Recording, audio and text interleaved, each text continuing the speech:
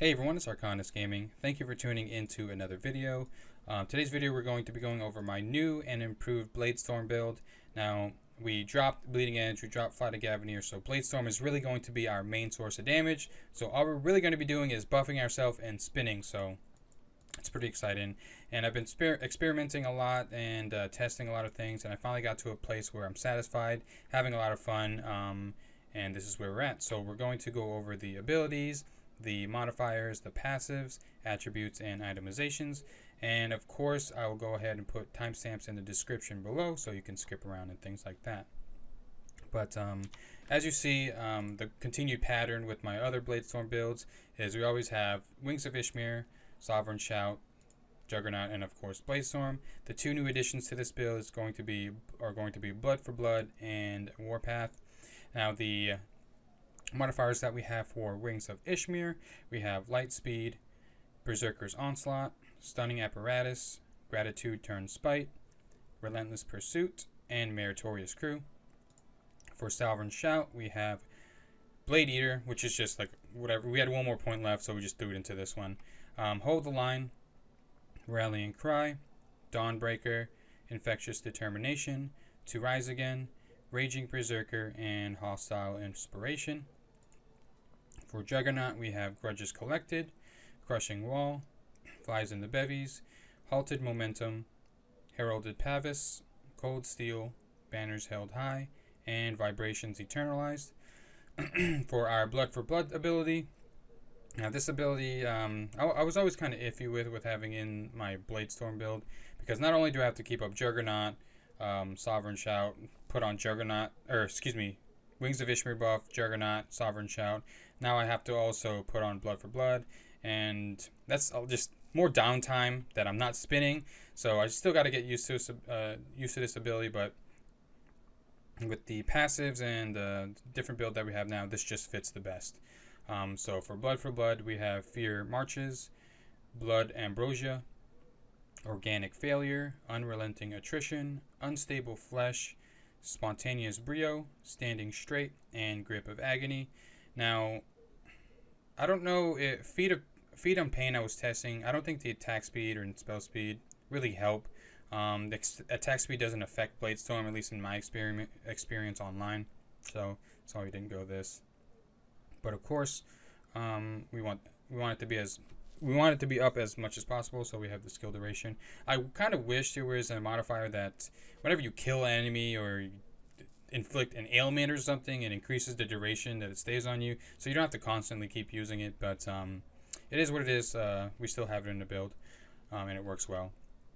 So for Warpath, we have Sprinting Strides, Full Frontal Slam. I do have a point, and this is not leveled all the way, so I guess we'll put it into Marrow Eater, Burning Lifeblood, Vexilloid, Mania, and Break the Line. Now this ability really only serves one purpose for us. We just kind of want to get the resistance and the stun from it. That's all we're really using it for.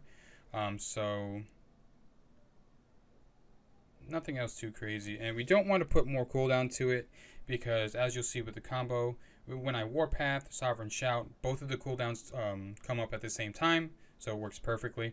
So you don't want to put more cooldown to it for an extra stun or more stun to it. It already comes with a stun, so there's really no point.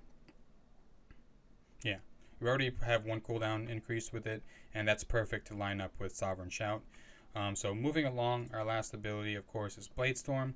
So we have Lethal Momentum, Ceaseless Current, Unfettered Determination, Wheel of Pain, Shredding Whirlwind, Shignite Density, and Spoils of War. So the thing we did change is Wheel of Pain. With this new build, Wheel of Pain is going to work really well, because now we're inflicting ailments. So we're doing material ailments, which is Rend and Toxic, and the more ailments we have, the more damage we're going to continuously be doing. So even if we're fighting champions and tough mobs that have the tough modifier, the more we're in combat with them, the more damage we're going to end up doing. So it's going to be really good. So those are the modifiers for the abilities. And now let's move into the passives. So you're going to see a lot of things have changed, but some stuff has stayed the same as well. Now, unfortunately, we are only level 78, so we weren't able to get everything I wanted.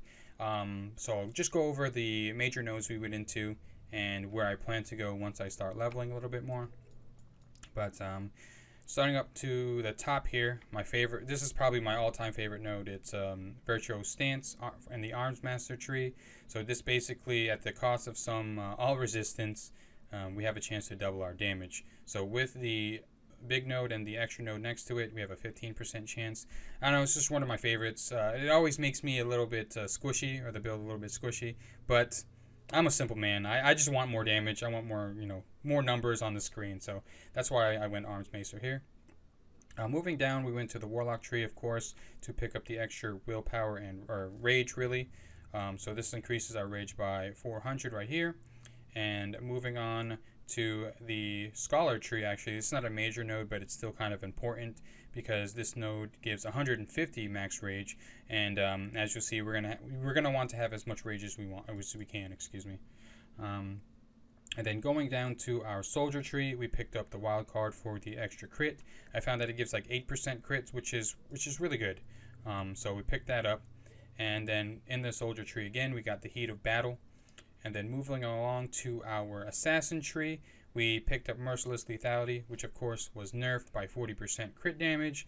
But honestly, at first it was like it kind of sucks, but now that they're able to give you crit damage on your accessories, it kind of balances out. So whatever you lost from this passive, you can gain from your accessories, which I'm trying to do now. So we picked that up. And then we picked up Blessing of the Jade Legion in the Assassination tree because some of our physical damage is going to be converted into toxic. And toxic, rend, and physical damage are all material damage, and that's what we're focusing on. So this works good as well. And then in the Assassination tree again, we have Clandestine Execution, good for the one-on-one fights against champions or big boss battles. You get just an extra 25% damage boost, so that's always good. And then one of the major things we changed with our build, so we're now focused a little bit more on ailments to increase our damage. We're going into the Kabbalist tree. I didn't actually get the Insidious Decay, but I did get the points before it. I feel are important because they give +5 maximum ailment stacks. And again, the more ailment stacks we have on the target, the more our Bladestorm is doing. So these are important to grab.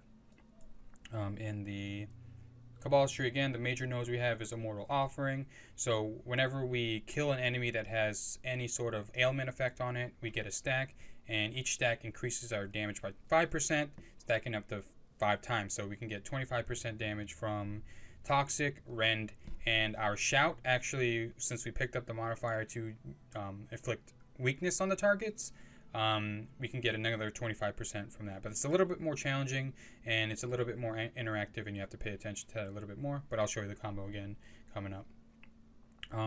We then went into Power of the First Men in the Kabbalist tree, which gives us more chance to, pretty much gives us 100% chance to inflict 2 stacks of ailment. So the faster we inflict the ailment stacks, the faster we're getting our damage out, and the more damage we're getting.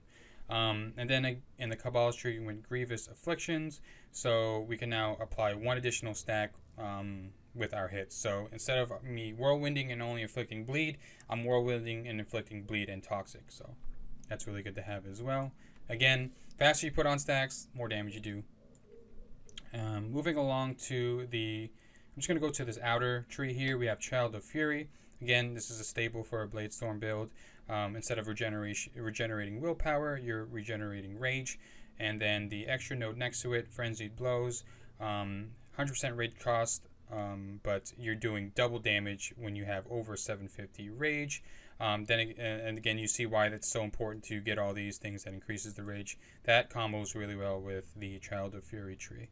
So moving down into the Warmonger tree, we did pick up Gods Amongst Men. Again, the theme of this is material damage, Toxic Rend. So we do 50% more material damage, but we can only do material damage. Now, this is limiting our ailments to only Toxic and Rend again. with the addition of the weakness.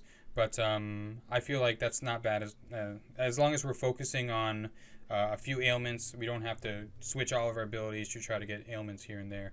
And again, we can focus on increasing the damage of two specific ones. Hope that makes sense. But in the Warmonger tree, again, we have Bestial Frenzy, which is 4% more damage for each enemy around you. We didn't have enough points to spec into the extra 1%, but I plan to go there in the future, so that's something to know. And then we have Manic Slaughter in the Warmonger tree. I felt like just through experience, this really helps with Bladestorm, because not only you have a lot of rage, so the more rage you have, the more damage you're doing, and this also gives you more rage regeneration and things like that, and rage on hit. So this is really helping you keep your rage to a maximum, so you're really benefiting from that 2% damage per 100 unconsumed rage points. So this is really good to pick up. Really good for keeping your rage to the maximum, or at least high. And then the last thing in the Warmonger tree, we picked Blood Reaper. 50% physical damage is converted to rend. Again, as I keep explaining, rend, toxic, physical is what we're going for, and this just gives us more rend damage. So our bleeds or our afflictions are doing more damage, and as we're stacking our afflictions on the enemy, our Bladestorm is increasing in damage. So it's a really fun combo, really fun to play. So those are the passives that I've chose. Again, we are level 78. If I were to choose where to go with the 12 points we have left, or however many we do have, I've been thinking about some cool stuff. Like we can go into Toxic Emanations. So every 2 seconds they get a poison stack. Again, poison, toxic inflicts poison, and which is material damage. And then we can go into Essential Measure, so enemies are slowed whenever they're getting hit with their poison ailments. And then there's a cool little note over here in the Ranger tree. Enemies that have impaired movement, like slow, stunned, whatever, take 25% more damage. And I think this does work on end bosses, champions, and things like that. So that's a cool combo I was thinking of going into maybe in the future. So we're going to have an extra 25% damage on top of that. And maybe if I wanted to sacrifice us not like using our Wings of Ishmir for stamina anymore, we can go into Sentinel to increase our damage by 20% when our stamina is full. Because I don't plan on dodge rolling. I'm really just spinning and trying to move out of stuff. When I dodge roll, of course, the Virtuo stance switches stances, and we want to be on the double damage stance the whole time, so we stray away from that. So in the future, I might go just things like that. It's just something I have in mind. Or maybe if you're 90 and thinking of this Bladestorm build, you can experiment with that. Let me know how it goes. But that's what we have for passives. So we'll go into the attributes real quick again. And I never really know how many points each. So this time we wanted to get a little bit more tanky because before I move on, there's also some defensive notes I will probably go into. Because again, we don't really have anything to protect ourselves besides like Juggernaut and the health globes that are dropping. So we probably want to pick up second win soon, if not next, for a good amount of tankiness. And let's see what's close. I think that's really all I was relying on before to really save myself from dying. Maybe we can go into Time Weaver. To delay some of the damage. We do reduce our health and maximum force shield, but this can help us in a dire situation as well. But maybe something like that if I want to have more survivability, or maybe go into the Praetorian tree to pick up Blessed Mana, because with this build we're going to be dropping a bunch of health globes, and maybe I could use this to my advantage to get 40% all resist pretty much all the time, since we're going to be dropping a bunch of health globes. But that's just what I had in mind. I know I'm going on, but I just want to let you guys know where my mind is heading and where it currently is with the build, so it helps you out as well. So again, that's what we have for passives. Let's go ahead and move on to attributes. Now for attributes, I always give like a percentage. This time around, we're probably going like 60%, 40%. So 60% into ferocity, toughness, 40% into toughness. Because you do want to have a good amount of HP, so you could tank a couple hits there, here and there, since we don't have those survivability passives. But yeah, I do want to go mostly ferocity because we want a lot of crit, and the more crit, the more damage we're doing, of course. So that's where I'm at with the attributes. And then with the itemization, we did get a new weapon. So I'll talk about the weapon real quick. So as you see with our weapon, we got really lucky, and pretty much it has all material damage on it. This is what you want to look for. Not only like all the material damage, you probably want to look for 3 offensive 1 sockets. I could probably roll some after this video, but it literally took me like 500,000 gold to get 3 offensive 1s, so it's kind of crazy. We got lucky with 2 offensive 1s. So of course put copper stones in your weapon. Gear wise for statistics, pretty much stayed the same as I had before. You want material damage, ferocity, maybe now more like ailment chance as well, and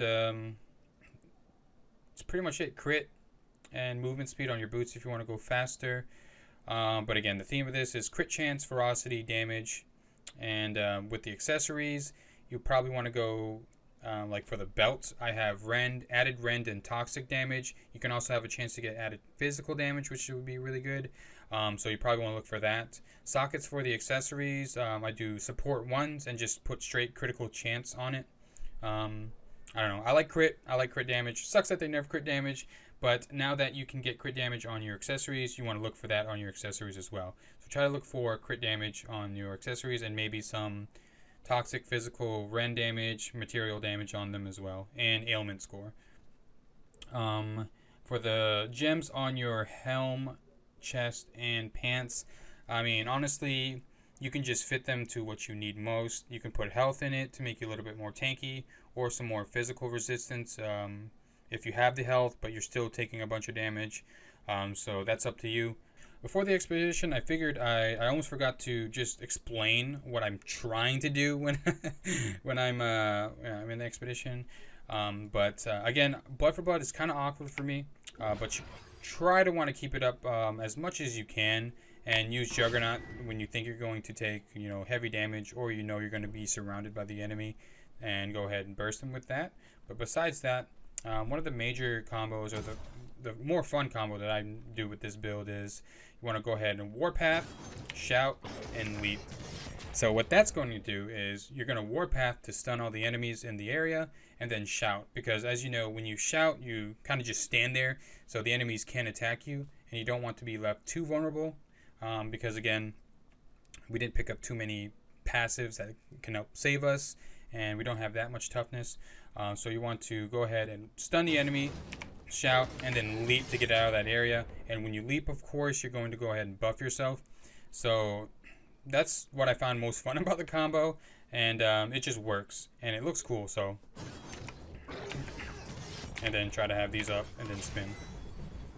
So not only are you getting your ailment stacks and your percent bonus from the ailments with you just killing stuff with your Bladestorm, when you go ahead and shout, you're going to inflict weakness on the enemy, and if they have that weakness stack on them and you kill them, then you get an extra 5 stacks from that bonus as well.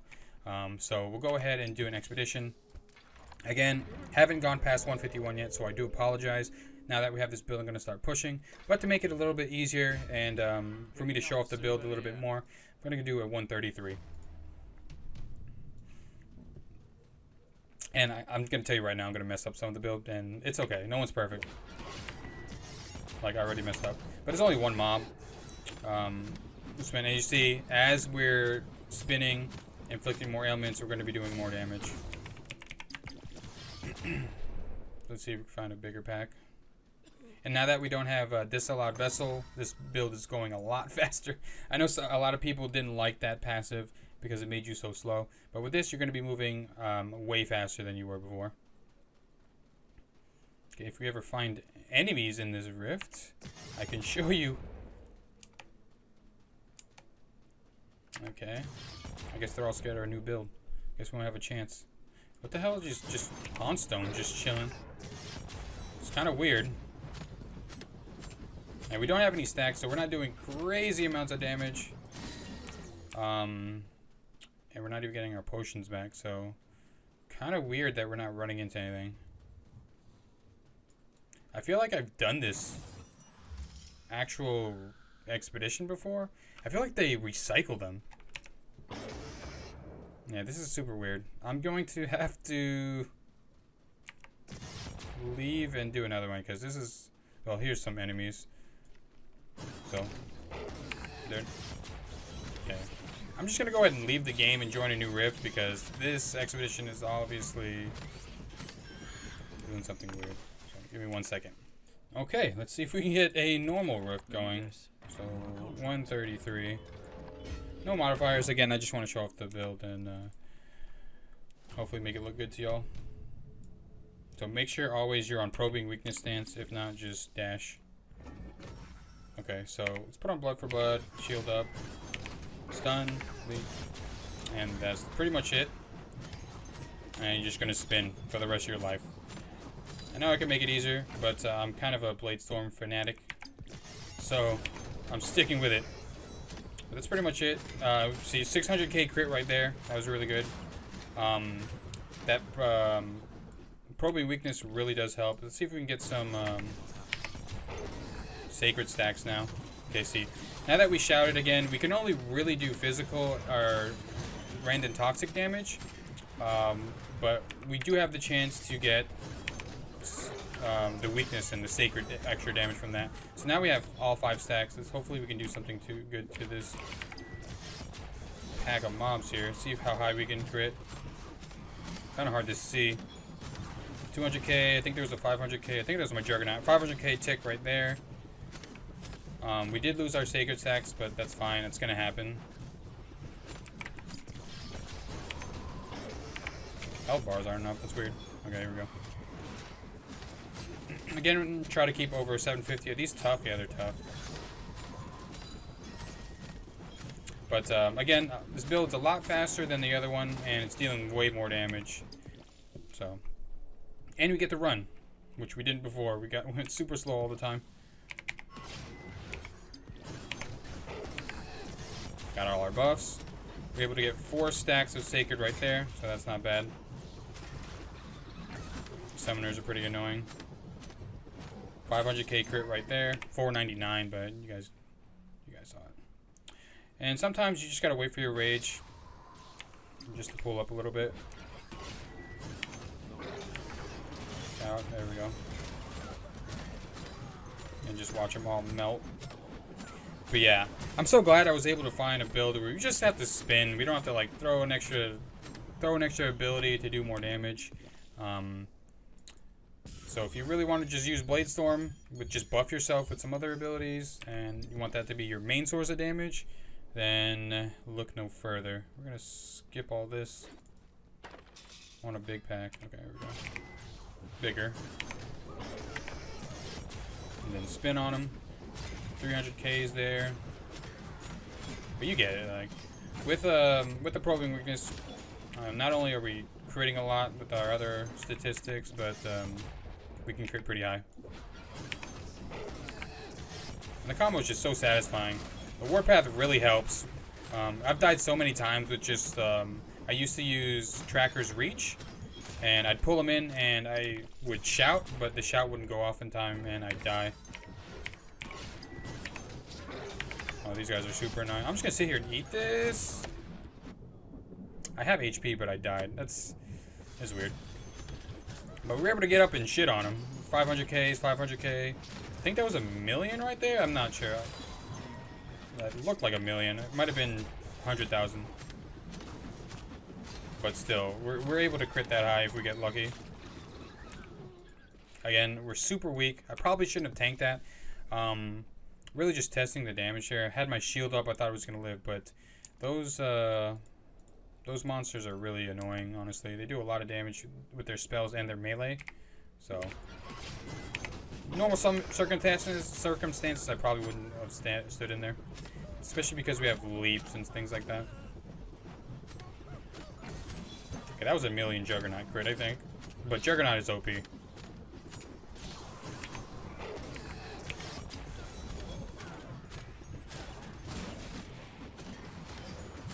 Kill this Necromancer. Yeah, it's doing way more damage than we were doing before, and as the fight continues, we're just increasing our damage. Ah, I fucked up. Totally did that backwards. It happens. But still able to get some pretty good crits off here. 300Ks, 400Ks, 200. Like, it does a lot of damage. And with the, when we level a little bit more, we're definitely going to be doing even more damage, so I'm excited. It takes so long to level in this game, though. Yeah, the Warpath stuns it for so much longer than Tracker's Reach. It's so good. There we go.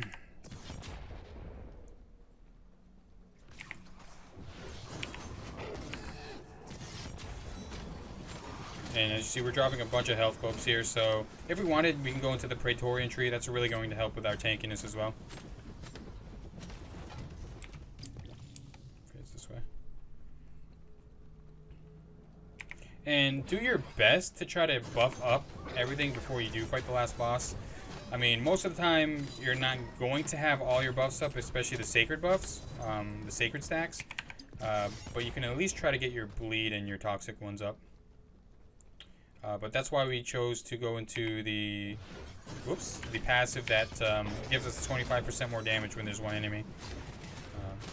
Just to help us do that extra damage to that end boss.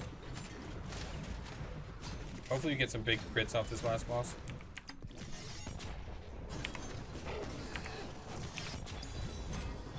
Yeah, that 1 second of you staying there battle shouting can mean death, so you really gotta be careful. Shout right here. Let's see. I think that was. Oh, I think yeah, it was 1million. That's our Juggernaut though. 500k, 500k, 600k. Oh god, we're gonna die. Yeah, we didn't die. 500k. Again, we can get high. I think I hit like 1 or 2 millions with Juggernaut, but I have hit higher with our Bladestorm. But that's pretty much the build. You can do an insane amount of damage and pretty much destroy end bosses, even though you don't have all your stacks. As long as we have these two, we can still keep up with the damage. We pretty much melted that end boss. I didn't see how much HP he had, but that's pretty much the build. Fun. You can just Bladestorm now. You just have to remember to buff yourself. The combo with Warpath and Sovereign Shout is really satisfying. And then again, like, even though this is probably not the strongest build, as long as I'm having fun, it's super satisfying to play. That's what I'm going for. And this is where I ended out of all my experimenting and things like that. So hopefully you guys enjoy and test it out yourself. Let me know if you found better ways to make this build. I always like to hear you guys just trying to help me make the builds better and things like that. But I do appreciate you guys tuning in, and I'll see you in the next one.